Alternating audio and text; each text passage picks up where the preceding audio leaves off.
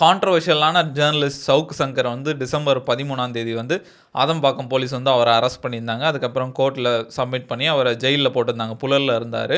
இப்போ வந்து மெட்ராஸ் ஹைகோர்ட்டில் பெயில் வாங்கி இன்னைக்கு வந்து ரிலீஸ் ஆயிருக்காரு. அந்த வீடியோலாம் வந்துட்டு இருக்கு. ஆளு நல்ல சிரிச்ச முகமா இன்னைக்கு வெளியே வந்திருக்காரு. கண்டிப்பா இந்த பெயில் வந்து யாருமே எதிர்பார்த்திருக்க மாட்டாங்கன்னு நினைக்கிறேன். அவரே வந்து என்ன சொன்னார்னா, இவங்க வந்து எலெக்ஷன் வரைக்கும் என்ன வெளிய விட மாட்டாங்க. அடுத்தடுத்து கேஸ் போட்டு என்ன கண்டிப்பா உட்கார வச்சுருவாங்க அப்படின்ற மாதிரி சொன்னாங்க.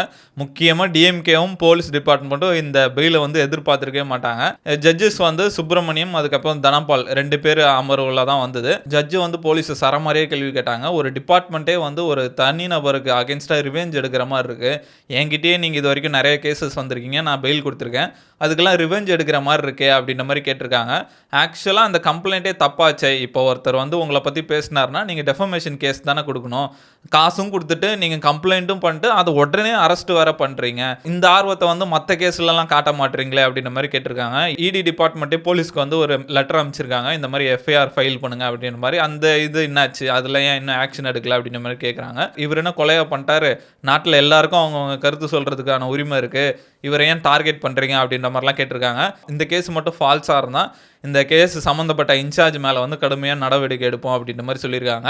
அதே மாதிரி போலீஸ் தரப்புலேருந்து சொல்லியிருக்காங்க, இப்போ இவர் பெயிலில் இருக்க வரைக்கும் இதை பற்றி பேசக்கூடாது, யூடியூப்பில் போய் பேசுவார், பேசக்கூடாது, நீங்கள் ஆர்டர் கொடுக்கணும்னு கேட்டிருக்காங்க. அதெல்லாம் நான் கொடுக்க முடியாதுங்க. ஃப்ரீடம் ஆஃப் ஸ்பீச் வந்து எல்லாரோட பேசிக் ரைட்ஸு, இது டெமோக்ராட்டிக் கண்ட்ரி தானே, அதெல்லாம் அவங்க பேசுவாங்க, அதெல்லாம் நான் கொடுக்க முடியாதுன்னு சொல்லிட்டாங்க. அதே மாதிரி சவுக்கு சங்கர் தரப்பில் வந்து இப்போதைக்கு 2 கேஸில் தான் வந்து பெயில் அப்ளை பண்ணியிருக்கோம். 17 கேஸ் இருக்குது, எதில் வேணால் திருப்பி அரெஸ்ட் பண்ணுவாங்க அப்படின்ற மாதிரி கேட்டிருக்காங்க.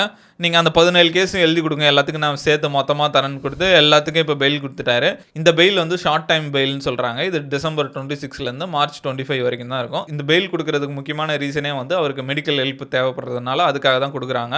அடுத்த 3 மாதம் இருக்குது. கண்டிப்பாக அக்ரெசிவாக இருப்பாருன்னு நினைக்கிறேன்.